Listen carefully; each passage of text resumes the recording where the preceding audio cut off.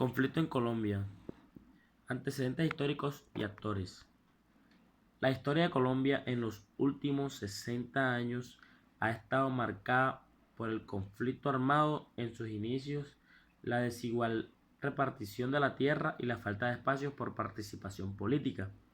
Esto fue lo que dieron cabida al uso de la violencia y la lucha armada, un método que en los años siguientes se fue reforzando con la irrupción del narcotráfico, el narcoterrorismo, la presencia de nuevos actores políticos y armados en un contexto de lucha revolucionaria, guerra fría y guerra contra el terrorismo que han ido transformando el conflicto en su razón de ser y método de subsistencia. En este contexto, los grupos armados han justificado el uso de la violencia por considerarla el único método para poder transformar la sociedad y con la intención de no permitir cambios considerados como ilegítimos. Así pues, la fractura creada por las desigualdades, el uso de la violencia y la lucha por el poder han marcado las dinámicas sociales y políticas que han tenido lugar en Colombia. Desde que se instauró la República hasta el día de hoy, cuando Colombia abre un nuevo capítulo en su historia con los actuales procesos de paz. Periodo de la violencia.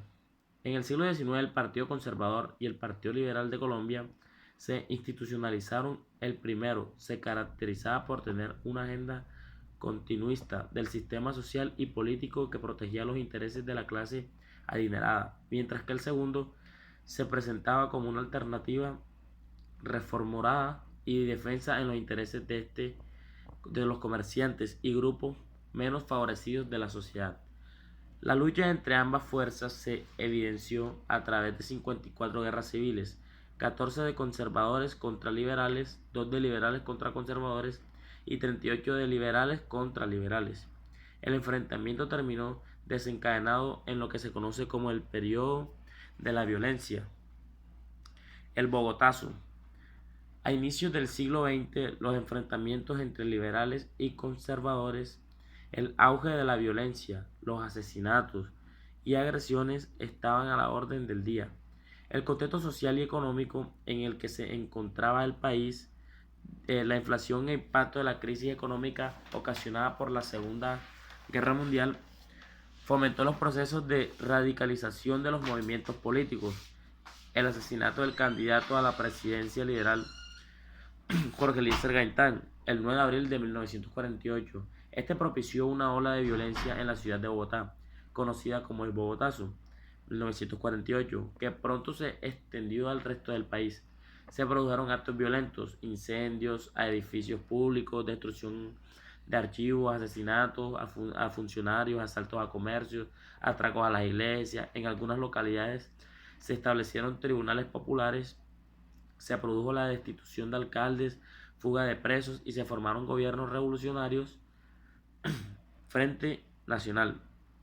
En 1956 el Partido Conservador y el Partido Liberal firmaron el Pacto de Benidorm en España, un acuerdo que establecía el sistema de alternancia política entre ambas fuerzas. Este pacto tuvo vigencia hasta el año 1974 y fue defendido como un regreso al sistema de microtráfico después de una dictadura militar del general Gustavo Rojas Pinilla.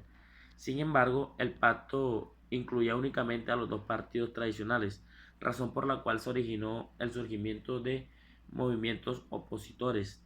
Entre estos está el Movimiento Revolucionario Liberal (MRL), el Movimiento Obrero Independiente, conocido como MOIR, y Alianza Nacional Popular (ANAPO). Están las guerrillas contemporáneas. El origen de las guerrillas contemporáneas en Colombia se atribuye, entre otros aspectos, a la exclusión socioeconómica y a la falta de espacios para la libre participación política. Entre los sectores excluidos se destacan el ámbito universitario e intelectual, la población campesina e indígena. Entre las guerrillas más notarias de la segunda mitad del siglo XX se encuentran las Fuerzas Armadas Revolucionarias de Colombia, Ejército del Pueblo, que es conocido como la FARC, el ELN, el Ejército Popular de Liberación (EPL),